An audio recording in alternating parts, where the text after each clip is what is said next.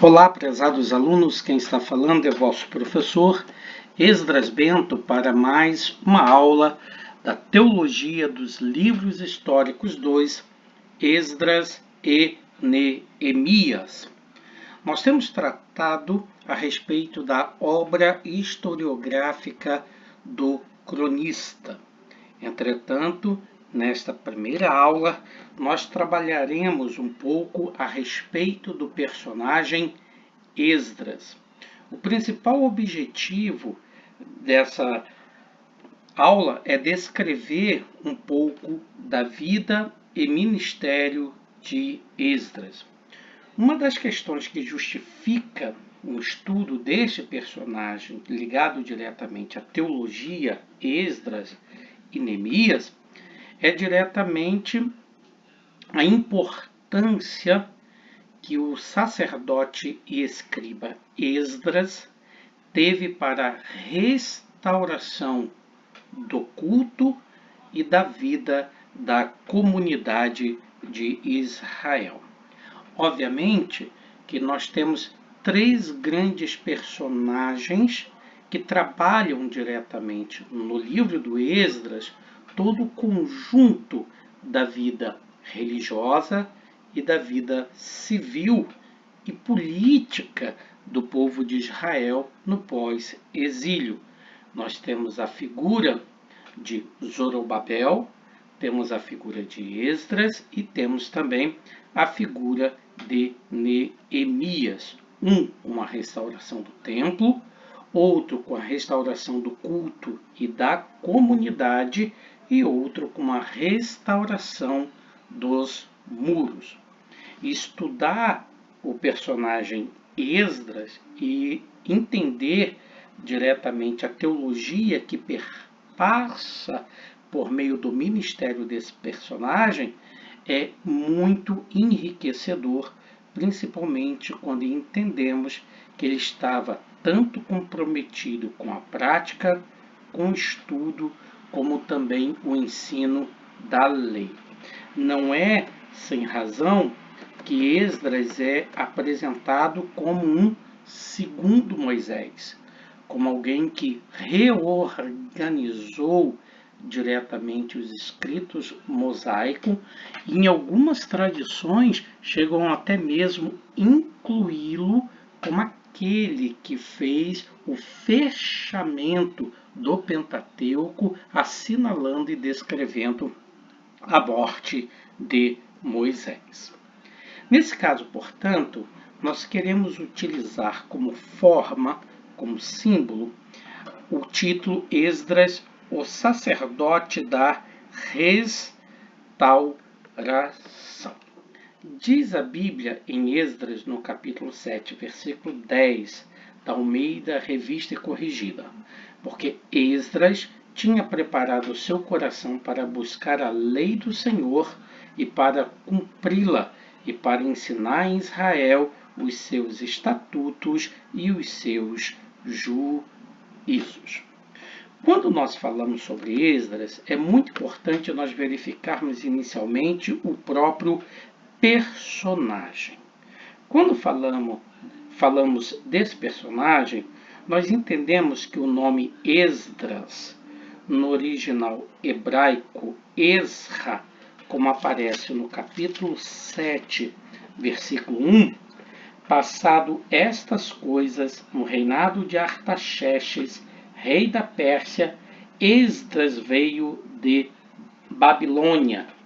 Esdras era filho de Semaías, filho de Azarias, filho de Ilquias, filho de Salum, filho de Zadok, filho de Aitube, filho de Amarias, filho de Azarias, filho de Meiraiote, filho de Zeraías, filho de Uzi, filho de Buque, filho de Abissua, filho de Finéias, filho de Eleazar, filho de Arão, o sumo sacerdote.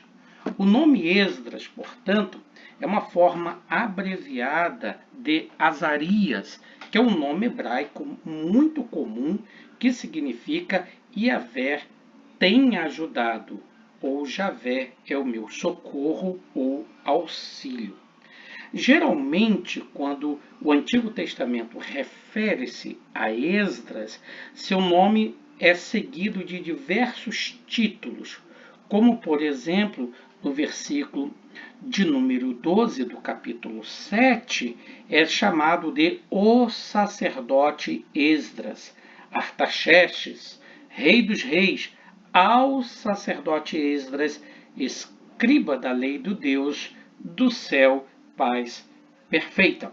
Esse mesmo comentário a respeito do título sacerdote atribuído a Esdras já foi diretamente afirmado pela própria descrição e apresentação da genealogia, da ascendência de Esdras, ligando diretamente como um sacerdote descendente de Arão. Nessa perspectiva, portanto, coloca o sacerdote Esdras dentro de um papel muito singular na história do Israel pós-exílicos.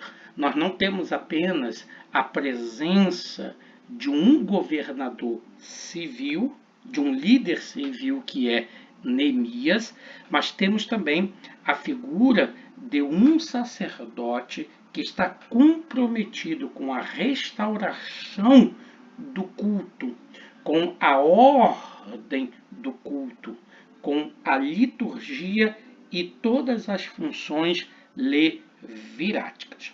Então, esse conceito do termo sacerdote vai aparecer no capítulo 10, versículo 10 e também no versículo 16. Em cada uma dessas perspectivas é sempre para acentuar a atividade de Esdras como sacerdote. Diz o texto: então o sacerdote Esdras se levantou e disse.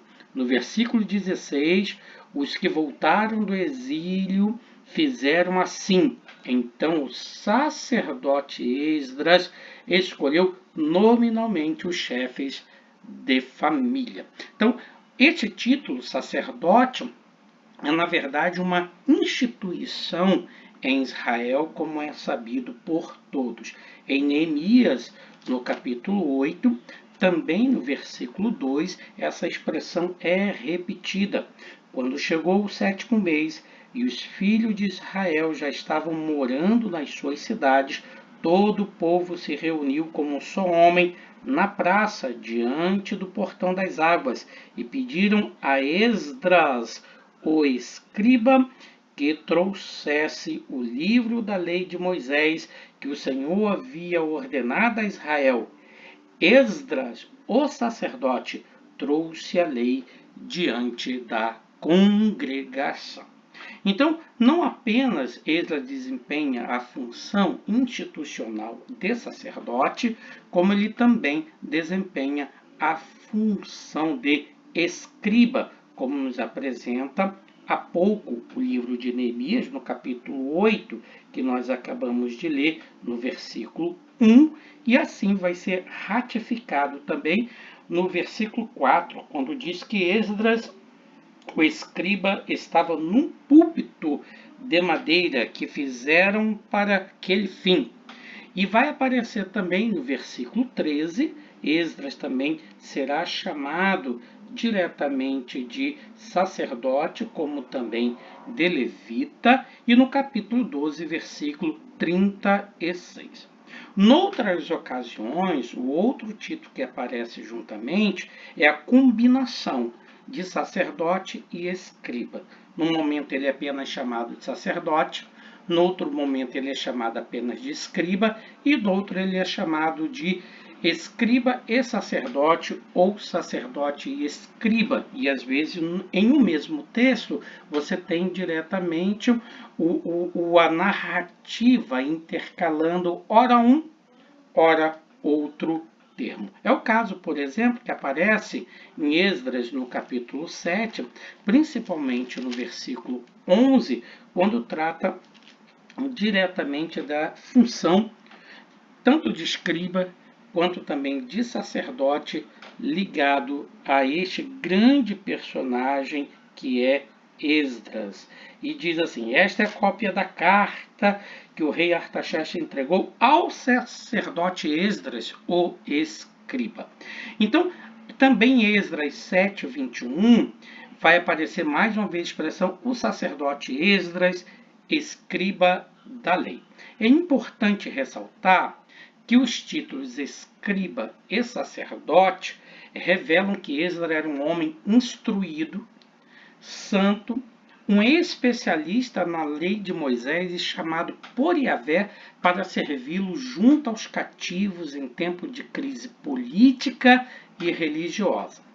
As duas funções o estabelece, portanto, e o autoriza a exercer as importantes funções religiosas e políticas necessárias à restauração da nação pródiga. Esdras, ele é um paradigma de líder que vive o que ensina e ensina o que vive. Ele, portanto, é um escriba do hebraico sofer, e no contexto bíblico isso significa mais do que ler, escrever e manter registros. O termo identifica um especialista na Torá que era capaz de ler e interpretar a lei.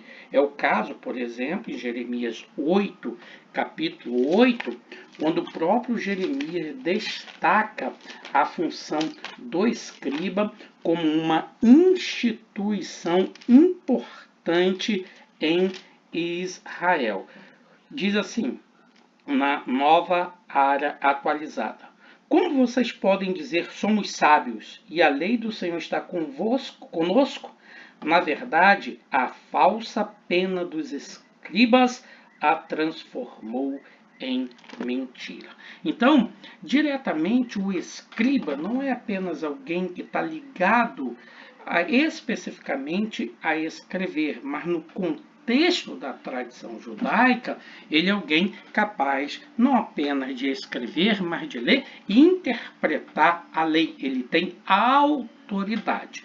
É essa perspectiva que você verifica diretamente dentro do contexto do Novo Testamento, quando se refere aos escribas, como uma função ligada diretamente ao sacerdote, na qual o escriba não poucas vezes é chamado de intérprete da lei. Como um dos cativos na Babilônia, onde talvez tenha nascido, e também como descendente direto de Arão, Esdras tinha grandes responsabilidades para desempenhar diante do Senhor e perante os exilados. Se não fosse, obviamente, a pessoa preparada que era, perito na lei de Moisés e ungido para o exercício do sacerdócio, provavelmente não teria alcançado o sucesso que lhe fora concedido por Deus. E aqui é muito importante verificar diretamente esses traços da personalidade de Esdras, o conceito e a confiança que a história historiográfica do cronista dispensa diretamente ao próprio Esdras como um agente importante e capaz na restauração do culto e da tradição levítica do Antigo Testamento. A questão ligada diretamente ao personagem, nós podemos também descrever com algumas características também o seu caráter. É bom nós entendermos que a palavra caráter, no original grego, caráter, significa estampa, impressão, gravação, sinal, uma marca ou uma reprodução exata. É por isso que uma das definições mais comuns da palavra caráter é a marca pessoal de uma pessoa, o sinal que a distingue dos outros e pela qual o sujeito define o seu estilo, a sua maneira de ser, de sentir e de reagir. Também o caráter pode ser definido como um conjunto das qualidades boas ou más de um indivíduo que determina-lhe a conduta em relação a Deus, a si mesmo e ao próximo. O caráter, de modo geral, não apenas define quem o homem é, mas também descreve o estado moral do homem. Basta você ler Provérbios 11, 17, 12, 2, 14, 14, 20, 20, que você vai ver em cada um desses textos uma descrição de como, portanto, o caráter, como uma marca distintiva, segue a vida e o padrão moral de uma pessoa. É como se o próprio indivíduo tivesse algumas marcas, e essas marcas elas são chamadas de caráter, e consequentemente um bom ou mau caráter é definido especificamente por meio das suas ações. Só um exemplo, Provérbios 11, 17 diz que o homem bondoso faz bem a si mesmo, mas o cruel fere-se a si mesmo. 12:2 diz: quem faz o bem alcança o favor do Senhor, mas aquele que tem má intenções, este o Senhor condena. O caráter, portanto, está ligado diretamente à ação do indivíduo. Então, a ação do indivíduo é a luz, é a apresentação, o elemento externo, visível do caráter, que é essa insígnia, essa estampa, essa impressão, aquilo que o sujeito é. Assim, nós podemos observar que todas as ocasiões em que a Escritura fala do personagem Esdras, liga sempre o seu caráter à Sagrada Escritura. Sim, Esdras não apenas ensinava a Escritura, ele não era apenas um copista da lei, mas ele moldava sua vida conforme os ensinos da palavra de Deus. A autoridade de suas palavras brotava da fidelidade com que vivia o que ensinava. Esdras certamente é um exemplo de caráter, de alguém que não apenas ensina a lei, mas antes de ensiná-la, já praticá-la, não apenas em seu coração, como também em suas próprias ações. Tão diferente dos escribas e sacerdotes condenados por Jesus Cristo em um Novo Testamento, quando Cristo acusava que aquilo que os sacerdotes e escribas ensinavam não correspondiam com suas ações. Esse povo me louva com os lábios, mas o seu coração está longe de mim.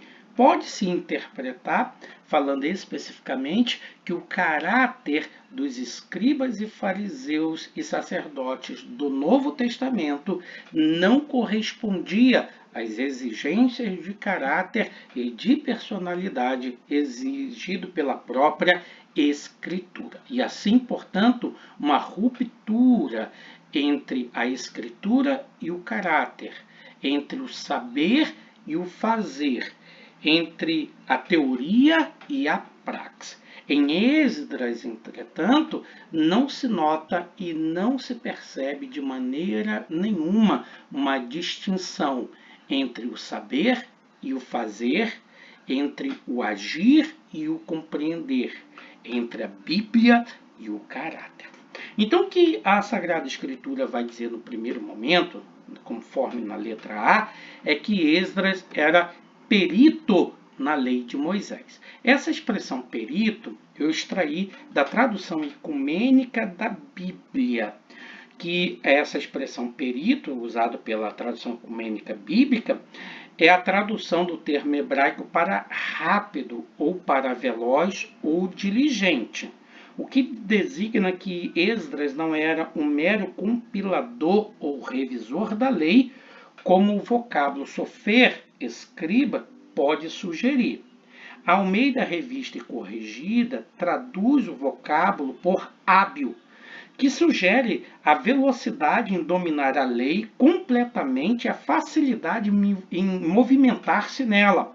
Capacidades, obviamente, que eram frutos do estudo dedicado, como nos apresenta o versículo de número 10. Então, como escriba, cabia-lhe muitas outras funções administrativas importantes. Quando você lê o capítulo 7, versículo de número 25, você percebe isso imediatamente. E você, N-A-A, e você, Esdras, conforme a sabedoria que o seu Deus lhe deu, nomeie magistrados e juízes que julguem todo o povo que está na região do outro lado do Eufrates, isto é, todos que conhecem as leis do seu Deus e que elas sejam ensinadas aos que não as conhecem. Quando você olha sobre esse aspecto, você vê um ponto importante que estava sob a responsabilidade de Esdras como escriba, não somente a cópia da lei, a transmissão da lei, mas também funções administrativas muito importantes, a ponto de alguns estudiosos entenderem que este vocábulo que aparece nessas perícopes do versículo 6 e também do versículo 11, que aparece na NAA como versado, pode designar, portanto, Esdras como oficial do governo persa. Todavia, é provável que o vocábulo se refere com mais exatidão a seu papel, obviamente, de mestre intérprete da lei na comunidade judaica, sem, contudo, excluir alguma função no governo persa, como o texto do capítulo 7, versículo 25 e 26 quer demonstrar. Então, embora a Bíblia se refira a Esdras como especialista na lei, muito provavelmente havia servido a coroa persa como conselheiro, intérprete da cultura judaica, escriba e também em funções administrativas. O ponto B aparece mais uma perspectiva de que Esdras era também sacerdote, isto é, esse título não descreve apenas a função de Esdras, mas também o caráter que é exigido de uma pessoa posta numa função sacerdotal. Então, Esdras era descendente da nobre família de Arão, o sumo sacerdote, e assim responsável pelo cumprimento da lei levítica e do bem-estar espiritual do Kahal Yavé, ou da congregação do Senhor. É por essa razão que o capítulo 7, antes de falar de Esdras, faz uma descrição de sua ascendência até chegar direta e especificamente em Eleazar, filho de Arão, o sumo sacerdote. Isso para apresentar diretamente a alta competência de Esdras, como também que o seu caráter estava ligado diretamente às funções exigidas ao sacerdote. E, portanto, Esdras vem de uma longa linhagem de homens santos dedicados ao serviço de Deus, conhecedores, portanto, dos rituais, do culto e da adoração. Um outro ponto muito importante nesse quesito é o fato de Esdras conhecer também o trabalho do cronista e especificamente aquilo que é narrado no livro das crônicas a respeito do templo, da ordem do sacerdote e do seu culto e toda a obra litúrgica litúrgica que compõe aquele cenário templário. Esdras, portanto, ele é um profundo conhecedor da lei mosaica, é um profundo conhecedor da genealogia da qual deriva não apenas os sumos sacerdotes, como também deriva a própria atividade levítica. Esdras é um profundo conhecedor dos rituais e do culto levirático, como também Esdras conhece profundamente as reformas feitas por Davi, conforme nos registram o livro das Crônicas. Então, a esse papel do escriba, acrescentado ao papel do sacerdote, que exerce uma função de liderança ligado especificamente ao caráter exigido para esse mistério. Então o texto também vai dizer que a mão do Senhor estava sobre ele. Capítulo 7, versículo 6, diz claramente assim: ele era escriba versado na lei de Moisés, dado pelo Senhor, Deus de Israel, e como a mão do Senhor, seu Deus, estava sobre ele, o rei lhe deu tudo o que lhe havia pedido. Quem é, portanto, o rei a qual Esdras faz a solicitação e, portanto, recebe diretamente as ordens para poder executar o serviço solicitado? Provavelmente trata-se de Artaxerxes Longímano. Mas por que eu estou querendo destacar a expressão Artaxerxes Longímano? É claro que esse nome, Longínamo, é um título. E esse título, na verdade, foi concedido ao rei Artaxerxes por ele mesmo, porque ele entendia diretamente com essa expressão longímano que as suas mãos iam até vastos territórios conquistados pelo Império Aquemita.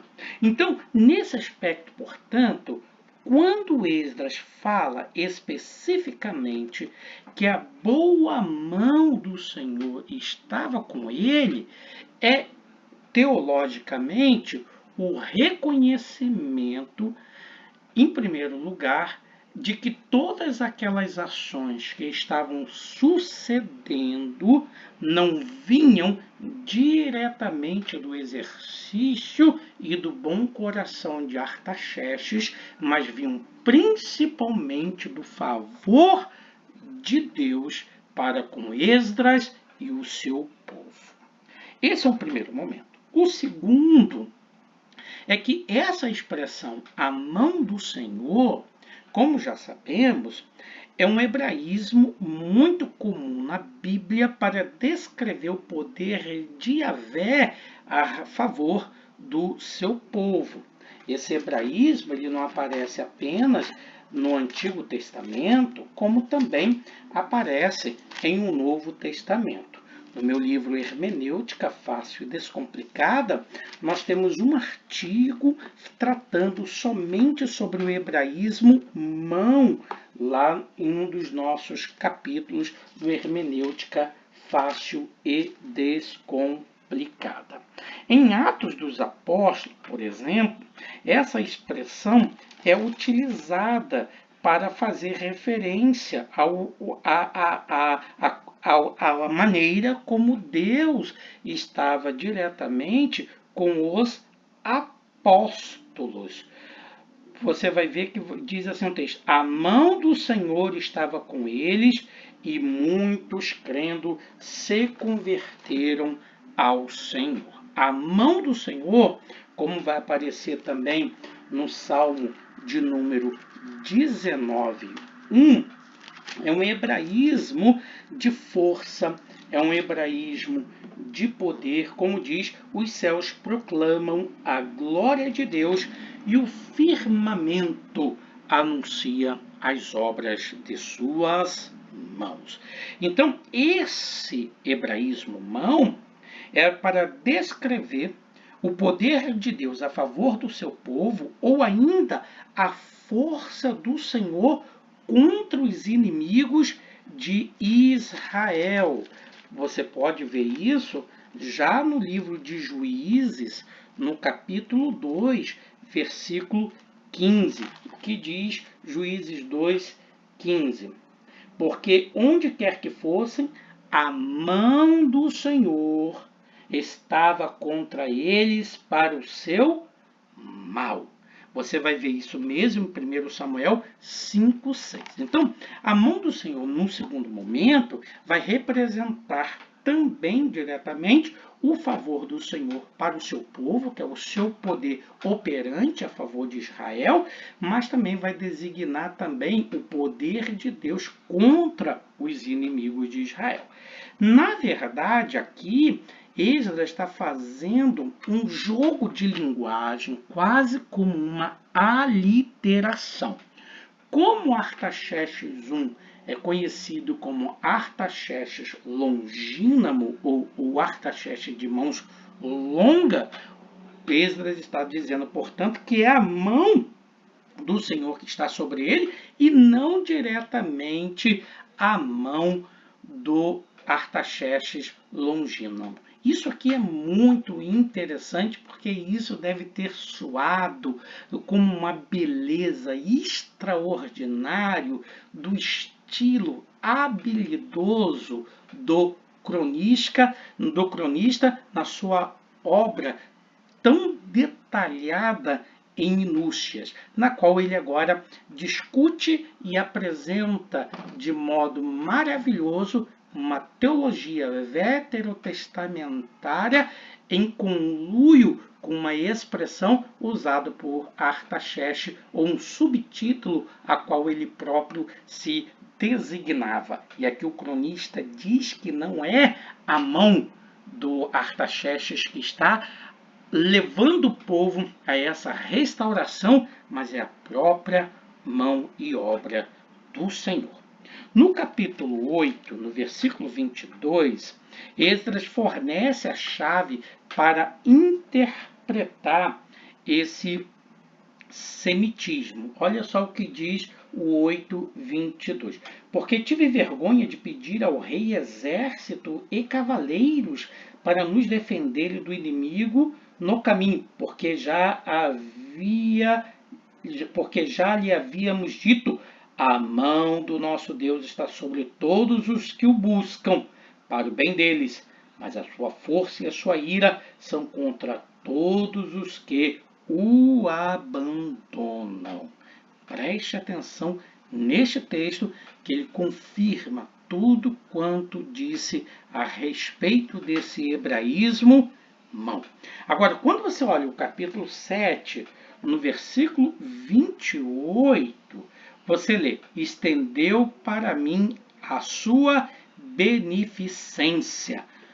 Aquilo que a Almeida Revista e Corrigida vai traduzir o termo hebraico Hesed por beneficência. O Hesed todo mundo já entende claramente, dentro da teologia do Antigo e do Novo Testamento, que é uma manifestação da nova aliança, da graça de Deus. E esse termo é traduzido como misericórdia, mas o seu conceito pungente é o mesmo sentido da palavra graça, como os cristãos usaram nos escritos do Novo Testamento. Esse capítulo 7, versículo 28, diz assim: e que estendeu para mim a sua misericórdia, NAA, diante do rei, dos seus conselheiros e de todos os seus príncipes poderosos. Assim eu me animei, porque a mão do Senhor, meu Deus, estava sobre mim, e reuni alguns chefes de Israel para voltarem comigo. Então, essa beneficência que é a tradução do hebraico Hesed pela Almeida Revista Corrigida, e de misericórdia pela NAA, expressa diretamente a ação de Deus em ajudar o seu povo e combater, por meio da sua ira, do seu juízo, do seu castigo, aqueles que são contra o Senhor. Então, estendeu para mim a sua beneficência, equivale à mão do Senhor sobre mim. E nesse caso, é bom fazer o contraste com o idiotismo. A boa mão do nosso Deus estava sobre nós e livrou-nos da mão dos nossos inimigos, como aparece em 8:33. Então, observe nesse aspecto em particular que essa fraseologia, a mão do Senhor, é usada várias vezes no livro para reafirmar que toda aquela maravilha em processo era devido ao favor e à força do Senhor sobre Israel. Esdras, assim, usará essa expressão-chave para acentuar a ação de Yahvé. Você pode ver Esdras 7:6, verso 9 e 28, Esdras 8:18, versículo 22 e 31, Neemias 2, verso 8 e 18, onde essas expressões aparecem ali muito bem acentuadas. O ponto D aqui, então, destaca diretamente a expressão que Esdras, conforme a sabedoria do seu Deus, como aparece no capítulo 8, versículo 25, parte A.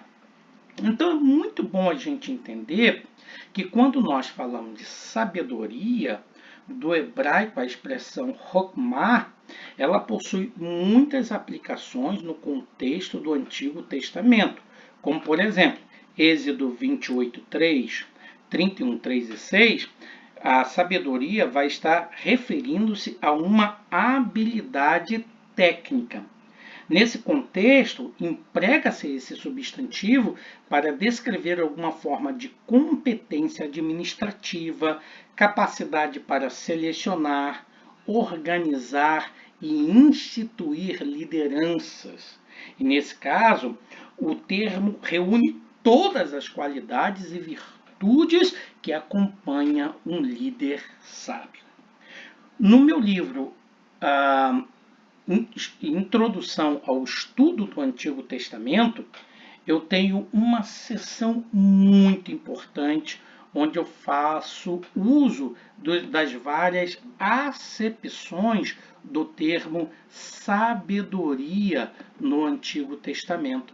Eu gostaria muito que você desse uma olhada, principalmente no meu livro, para que você pudesse observar especificamente os diversos usos da expressão sabedoria no Antigo Testamento. Além disso, tem um detalhe muito importante, é que a sabedoria, principalmente, ela é utilizada em muitas acepções dentro do contexto do Antigo Testamento, e entre esses contextos, viu, pessoal, está diretamente a capacidade administrativa, a capacidade de engenharia, isto é, no momento, a capacidade de engenharia para construir, a capacidade de engenharia para construir armamentos, a capacidade de engenharia para construir instrumentos musicais, e não poucas vezes a obra historiográfica do cronista refere-se a várias habilidades da palavra Hokmah, uma vez se referindo a Esdras, como agora, outras vezes se referindo a Davi, sua capacidade de criar instrumentos músicos, outras vezes a Uzias, na sua capacidade de criar instrumentos de guerra, a Neemias na construção dos muros e assim sucessivamente. Mas a sabedoria em si, ela implica uma variedade de outras virtudes que acentuam o caráter do indivíduo. Como nós apresentamos aqui, o caso do discernimento. Não é isso? O discernimento, ele é um atributo que está ligado diretamente à sabedoria, que é discernimento, competência, bom senso, que no hebraico se chama tevuná, e vai aparecer em Provérbios 2, versículo 2, versículo 3, versículo 6 e 11, que é o termo tevuná, que se refere a uma competência ou uma habilidade específica em uma tarefa relevante. E é a forma de um indivíduo viver de maneira bem-sucedida dentro da sociedade. A palavra ela não vai denotar uma profunda compreensão intelectual deste mundo do pensamento, ideia claramente associada à palavra sinônima biná, que é entendimento. Antes, tevuná, que é a palavra usada para se referir a Esdras, se refere ao conhecimento ligado à habilidade de um artífice, como apresenta-se em Êxodo capítulo 31, verso 3, 35 e versículo 31 e 1 Reis 7, 14. Então, ao entendimento ligado aos negócios de um rei, como aparece em Ezequiel 28:4. A inteligência de um artesão de ídolos, Oséias 13:2, e a habilidade no falar, Jó capítulo 32:11. Então, ela pode se referir ainda à habilidade de discernir os planos e propósitos de Deus, como no caso de Deuteronômio 32:28, a realidades sociopolíticas, como Obadias 7:8, ou realidades espirituais, como em Isaías 44:19. Tanto Davi, no Salmo 78 e 72, como Salomão, em 1 Reis 4:29, foram dotados de discernimento para governar com habilidade, com teviná. Então, o discernimento que leva a um viver habilidoso, segundo o Êxodo 31:3, é dom de Deus e pode ser obtido mediante uma vida longa, como é o caso de Jó 12:12. A pessoa que adquire entendimento, vai dizer Provérbios 3:13, é feliz. Em 11:12 ele vai dizer que é comedida. Em 14:29 que é paciente. Em 18:2 que é humilde. E em 19:8 vai dizer que ela é bem sucedida.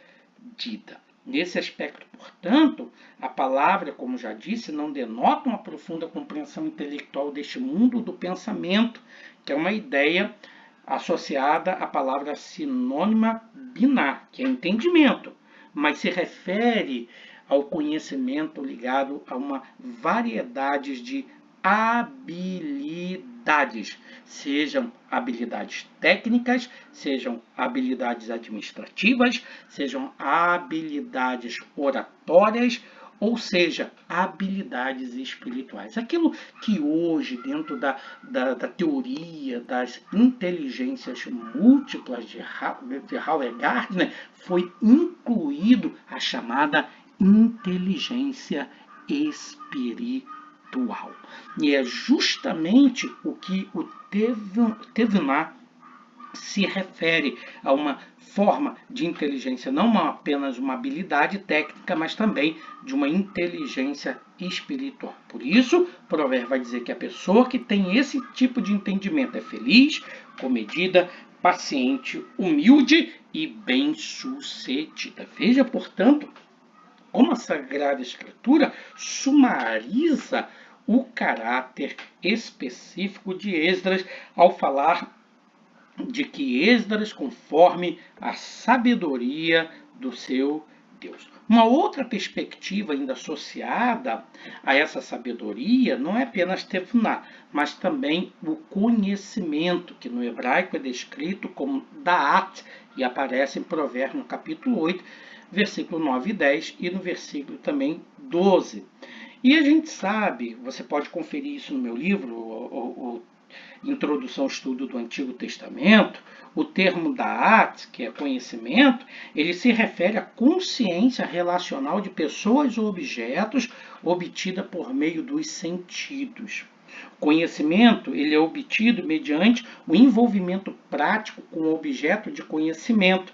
E da'at só raras vezes expressa o conceito de conhecimento intelectual abstrato à parte de qualquer tipo de relacionamentos. Por exemplo, em Provérbios, você vai observar que há duas compreensões de conhecimento. Nas seções que vão do Provérbios 1 até 9, o conhecimento ele está mais concentrado na percepção obtida mediante a reflexão teológica, que são chamados provérbios teológicos. Mas quando você lê os provérbios 10 a 29, é uma mudança dentro do conceito do conhecimento, porque esse conhecimento que é tratado no capítulo 10 ou do provérbios 10 a 29, ele está concentrado na habilidade de lidar com relacionamentos interpessoais. Você vai ver isso no capítulo 10, 4, 11, 9, 12, 1, 14, 6 e assim sucessivamente. Em contextos ligado diretamente ao Antigo Testamento a contexto teológico, vai dizer, como em Jó 10:7, Provérbios 3:20, que Deus possui conhecimento e o difunde aos homens, que é o caso de Jó 21:22, Salmo 94:10, que está relacionado diretamente com aquele princípio da Roquimá ou da Sofia ou sabedoria em Tiago, quando ele diz: quem tem falta de sabedoria, peça a Deus que dá a todos deliberadamente. Então, o temor do Senhor é o princípio do conhecimento da'at, como vai apresentar Provérbios 1:7 e 2:5, e a percepção dos planos e dos propósitos do Eterno por meio do relacionamento com Ele é assim designada como uma forma de conhecer, como diz Isaías 5:13, 11 e 2 e uma variedade de textos. Outro aspecto importante é que é dito especificamente que Esdras preparou o seu coração para buscar e cumprir a lei e para ensinar em Israel. E aqui é muito importante esse verbo hebraico kum, que é traduzido pela Almeida Revista e Corrigida por preparado, pela Ara por disposto e pela Tebe por aplicara, que literalmente cum significa estar ereto, ficar de pé, e daí a ideia de firmeza ou constância. Essa ideia de preparar tem justamente esse sentido. Então, em 2 Crônicas 31:11, o cronista vai usar essa expressão que quer dizer preparar para o uso. Já o verbo cumprir, como nós observamos nessa citação 7:10, no original assar, quer dizer executar, fazer ou realizar. O verbo é usado com muita frequência no Antigo Testamento e vai denotar a ideia central de levar a cabo uma atividade com um propósito distinto, como se esse propósito fosse uma obrigação moral ou um objetivo que está em vista e não pode ser retrocedido, como aparece em Gênesis 11:6. Então, o terceiro verbo que aparece aí, ensinar, que é o hebraico lamad, procede de uma raiz que significa picar. E em certas passagens, como Isaías 2:4, refere-se treinamentos. Em 2 Crônica 17:7-9, o cronista chama de partilhar ensinamento. Então, nós temos nessa expressão 7:10 o verbo preparar, o verbo cumprir e o verbo ensinar. E essas são umas explicações bem interessantes que apresenta bastante do caráter e da ação de Esdras. Então, este célebre versículo ele apresenta Esdras como um reformador modelo. Vamos ver então. Primeiro, ele havia disposto o seu coração a buscar, estudar o conhecimento da lei do Senhor. Segundo, havia disposto seu coração para cumprir, tem a ver com conduta, a lei do Senhor. E terceiro, ele havia disposto o seu coração para ensinar, ensino, a lei do Senhor. Então você tem alguém que estuda, alguém que age corretamente e alguém que ensina. É exatamente esse o processo que deve guiar e nortear a vida teologal e pastoral. Buscar ao Senhor com um coração sincero, estudando diligentemente a sua palavra.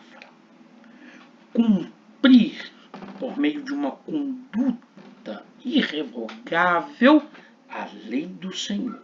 E assim dispor a teoria e a prática, que é a experiência, ao ensino a outras pessoas. Então, quem age de tal maneira, obviamente o seu ensino é poderoso, como era o caso das testemunhas que diziam a respeito de Jesus. Ele ensina com muita autoridade e não como os escribas e fariseus. Então, Esdras havia vivido o que ensinava e aquilo que vivia tinha averiguado na lei do Senhor. E de acordo com Derek Kidney, no seu comentário do livro de Esdras, ele diz, abre aspas, com o estudo, a conduta e o ensino colocados deliberadamente nesta ordem, cada um destes podia funcionar corretamente nas suas melhores condições. O estudo foi livrado da irrealidade, a conduta da incerteza e o ensino da insinceridade e da superficialidade. Que Deus lhe abençoe em nome de Jesus.